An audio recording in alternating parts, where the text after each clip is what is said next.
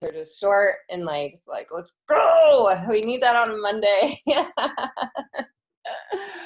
All right, you guys, happy Monday, July 27th, last week of July. Can you even believe it? Like I just wanted to like slow down, but I don't know, maybe not, because just how circumstances are just never improving for us and how we want to in 2020. So maybe we just want to get it done. It's just an everlasting year, yeah. Oh my God. Like, oh, Jesus Christ. I just like, and now I've talked myself into believing that this Ironman's going to get canceled completely for this year. So I'm just like, come on, let's get it going, you know? So Yeah. Aww. we'll step into some other goals. I don't know. So, Yeah. but there's so much to learn from it either way, right? You know, so There you go. through those trials and through those harder times, you know, when we're doing well and things are going well, you know, there's just so much to remember and have from each of those times, for sure. Yeah. All the I feel things like you that we learn a take lot. for granted, yeah. Yeah. But it's easier to learn a lot more from the hard times. Like, I mean, looking back on them, obviously not when you're in them, but you can learn a lot more from the hard times than from the easy ones, because those just fly by like nothing.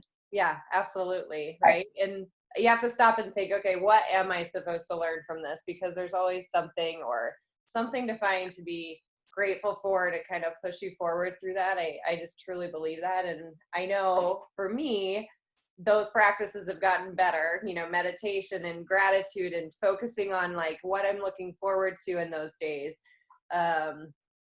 Because, you know, we have to have that. We need that rock to really cling on to. And Yeah.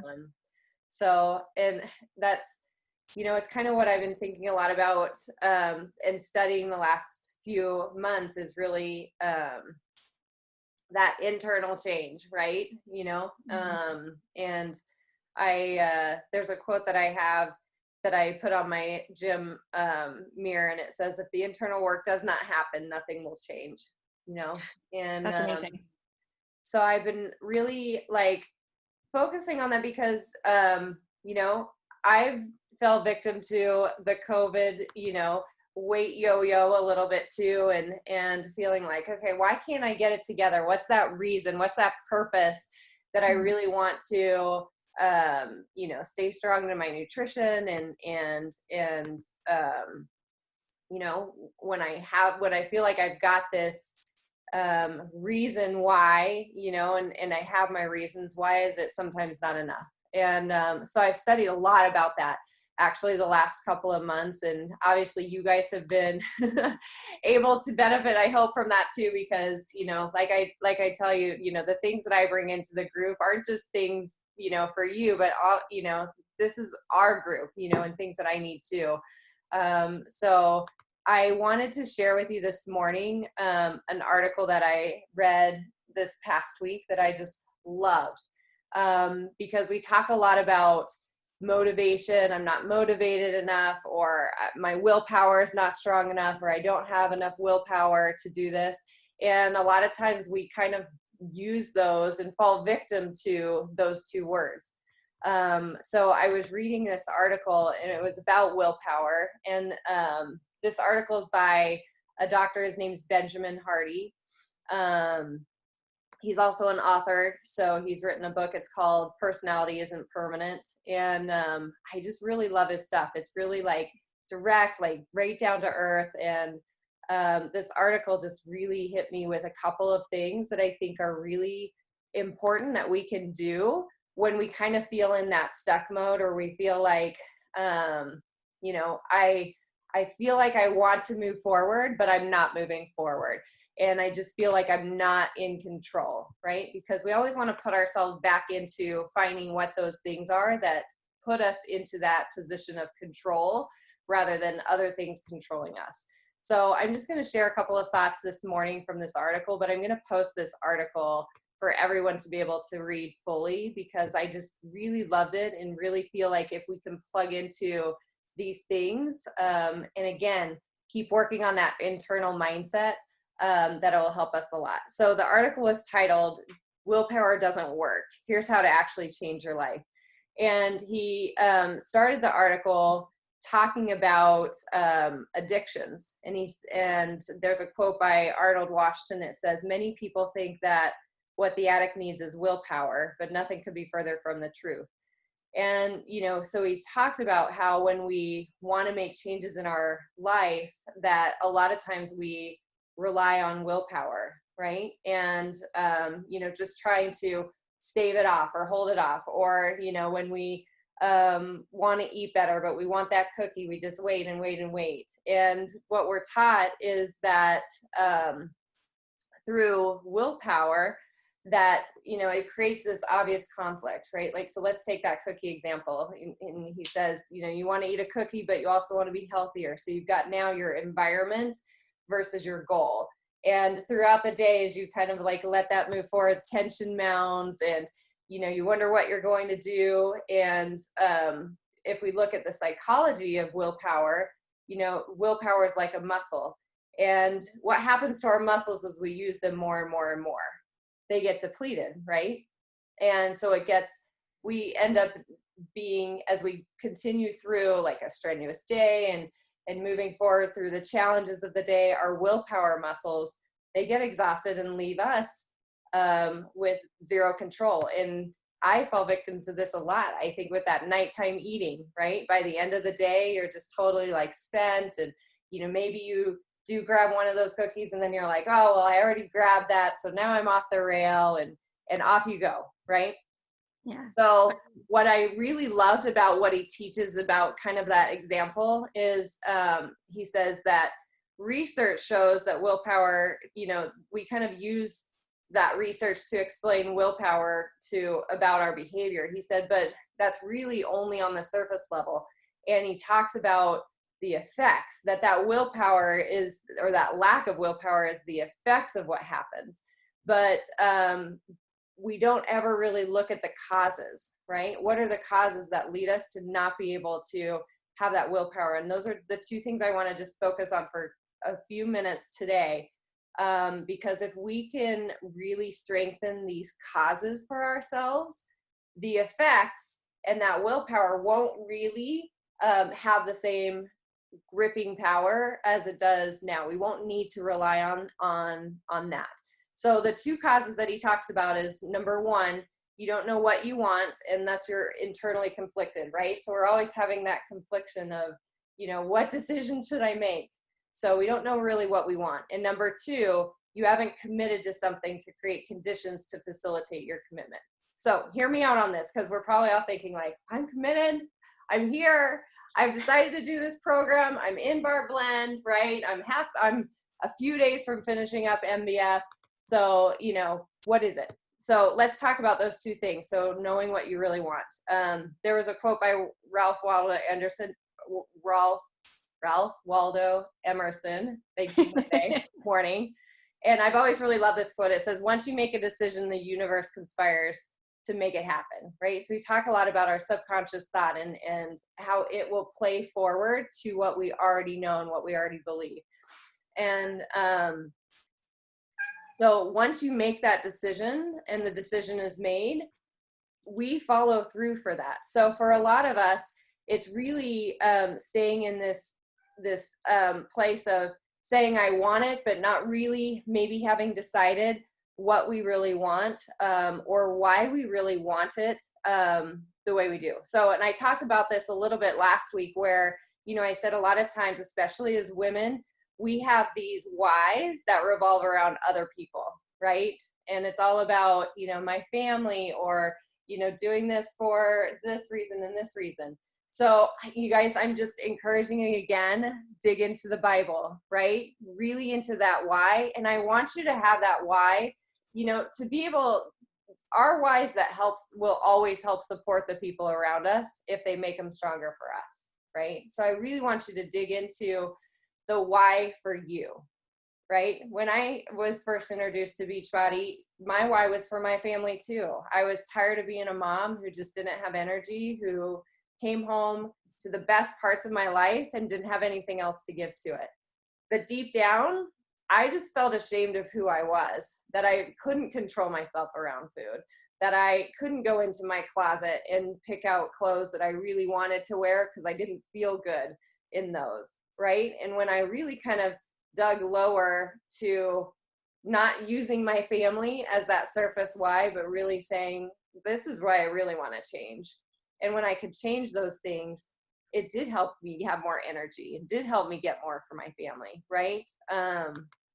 So, and that's going to change over time, what those whys and what those motivators are for us. But you guys dig into that and really find what that why is for you, so that you have that clear picture and it's no longer a decision. You really know what you want and you're doing it for you. If we're always just doing it for other people, we leave that hole open for us to be vulnerable to letting it go. But if we do it for us and it means something to us, we're the only ones who can move that forward, we'll be convicted on that too. So that's number one. Number two, he talks about you haven't committed to something and created the conditions to facilitate that commitment. And I think that that's the key. I think, I don't think that when we come here and we invest in ourselves, that we're not committed, that we don't want that change. But a lot of times I do believe that we probably don't set up those conditions for us to be successful. So he talked about when you come to achieve a goal, you commit to, your commitment involves 1, investing up front, 2, making it public, 3, setting a timeline, 4, installing several forms of feedback or accountability, and 5, removing or altering everything in your environment that opposes that commitment. So I love that, like that, just that checklist that we can go through when we make that commitment, right? So 1, making that upfront investment. So let's just even talk about like how we are doing that, right? We're investing in Beachbody On Demand. We're investing in those nutrition programs and in Shakeology, and in those things that are helping us to be healthier and happier, right? So we've taken that first step. Number 2, make that account, make it public. So like I think of when I started training for my Ironman, the first one last year. And like it was the scariest thing. Like this is something that I've told myself I'm just not capable of for years and years and years. So when I decided I was going to do that, like I wanted to tie it to something that was going to help me to do it. So I told people about it. I decided to fundraise for the foundation, right? So that it was bigger than myself, so that I would be more committed to not falling back on that I can't do this fight part, right? So making it public and then setting a timeline, right? So we talk about how hard it is to kind of visualize that end, right? Sometimes where, that finish line of where we're going, for some people, maybe it's losing 100 pounds. For some of us, maybe we're not like have that kind of end goal. It's just really about a healthy lifestyle. So we need to put those metrics in place that'll help us to be able to see those steps, right? How can we know we're headed in the right direction? So, again, that habit tracker, right? And some of those things that we can really see that we're moving in the right direction, rather than just feeling like, I don't know if this is working or not. And it also gives us that data to understand what we can tweak, right? Again, putting us back into that action and being in control. And then installing several forms of feedback and accountability. You guys, the people I see check into the boot camp, that are in the boot camp, that are contributing to the boot camp, that are asking questions in the boot camp, they always will see the best results, right? And it's because we create that center for ourselves to show up somewhere that puts us always in the mindset of working on those goals, right? So, and I have some clients who don't really love the group support. They want to work one-on-one, which is totally fine. But I always tell, whatever we choose to do, whatever feels right for us, we have to have some sort of feedback and accountability outside of ourselves, right? To help us to get better and to improve, because it's really easy to just let that slide off, right? When nobody knows about it, when nobody else seems to, when, you know, it doesn't matter to anyone else, like we show up better when we do this together, for each other. And I really liked what he talked about, his last step there, removing or altering everything in our environment that opposes our commitment. You guys, this is like so key. There's so many times like, and I think we all approach this like, this is my change, right? This is just about me, and I'm just gonna fight through and change for what I want. And then we put ourselves in this environment that we've created or been a part of that makes everything harder for that, because the environment is conducive to the behaviors that we had before, or the habits that we had before, the habits we're trying to get out of. And then we have to have that willpower again, right? We have to rely on that. Like, we keep buying the chips and cookies for our kids, and you know, but they're still in our house, they're still in our environment. And so then we tell ourselves we're not strong enough because we can't resist the chips and the cookies that we brought into that environment, right? And so sometimes it can be things we need to do things, or remove things, or maybe remove places where we are, right? Like, if somebody's trying to overcome drinking too much, or they want to cut back on that, yet they go to a bar 5 out of 7 days a week, right? You're not going to hit your goal. You're just not. It's not about you. You're just not putting yourself in a condition to be supportive and to have that, right? If we're trying to be more positive in our life, yet the people that we surround ourselves the most with are always bickering or talking bad about other people, or always complaining about work or this or that, right? We're not going to be more positive people if we surround ourselves with those negative people, right? So we have to design, you know, the environment is such a powerful thing. And I felt like freeing, like just reading some of that, just knowing like,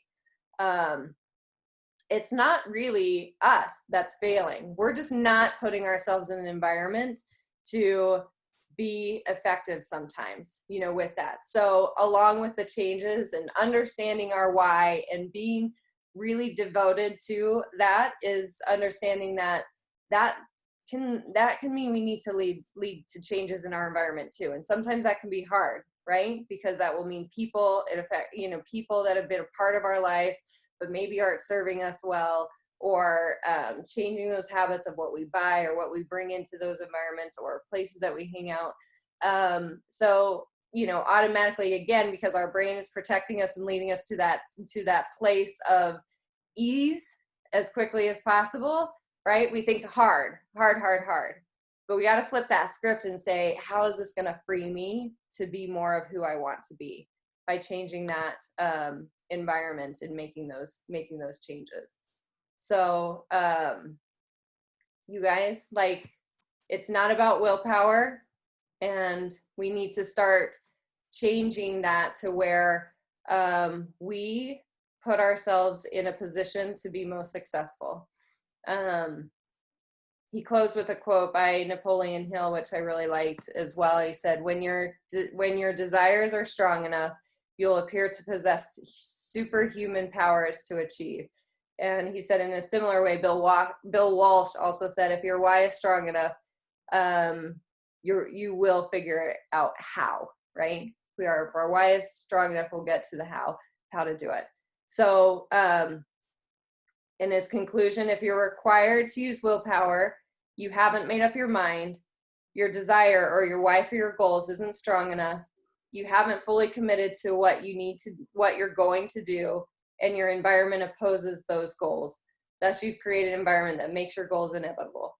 So he basically says, stop worrying about willpower. Stop thinking about that. It sucks, and really focus on those areas, right? Make up our mind, have that strong why, be fully committed, and then create that environment that will help enhance our goals instead of opposing what they are, and we'll always be able to move forward. So I'm going to send out this article. I want you to spend some time with it and where you need to. And, you know, if if things aren't going as well as you want them to, apply. If you're doing great and you're like, I get this, I've got this, I'm applying this, like, take a moment, please, and just appreciate yourself, appreciate what you're doing, appreciate how far you've come. I know we're all on different steps of this journey, and our goals are different, and our whys are different, but we are celebrating getting to the same place, right? Becoming those people that we want to be better, to have more joy and fulfillment, and just enjoy being present in our lives, and the things that make us to feel best. And you guys, I'm so pumped to be here. Thank you. I just have to say thank you for trusting in me, for allowing me to be a part of that, for helping me to be excited to teach you that fitness can be at the foundation of your goals. All of them, all of those things that you want in your life will get better as we feel better, as we use these temples to do the things that we are meant to do, that we can do, and to show you that you are great, and you can come into more greatness throughout your life. So thank you. As I touted that this was 10 minutes and then I went longer today, but I just really love this topic. It's meant so much to me, and I really know how hard it is to work so hard in a workout, or to try to be better in our nutrition, and feel like we're not getting unstuck from that. And I've just been in that place many different times, and I want to help people learn how we build from that, right? How we become great and make that stick, because when we can figure that out, it helps us so much. So Hi, Kennedy. good morning. Yeah. Not awake, I think. So, all right, you guys, take action, read that article today. I'd love to hear your thoughts on where you're growing within that, what things that you want to implement as we move into August, and moving forward with that too. You're an inspiration, and the Bible is really a good starting point. Everything I found in this, for taking time to really stop at every page, it's amazing. Awesome. I love to hear that. No, Thank you. I really appreciate like everything that you're doing, like all of your posts and things. Like I know that I'm not super active in the group just because I've been like super busy this past little while, but I see them all and they really have been amazing for my motivation. Like I haven't always been able to get a workout in, but I've like kept to like my diet, like that I've kept like pretty good. So like you've helped a lot, even if like I don't always post, like you mean a lot. Good. Thank you guys so much. So, all right. We'll be there together. All right, let's crush this week, you guys. Thank you. We'll talk to you soon. Thank you.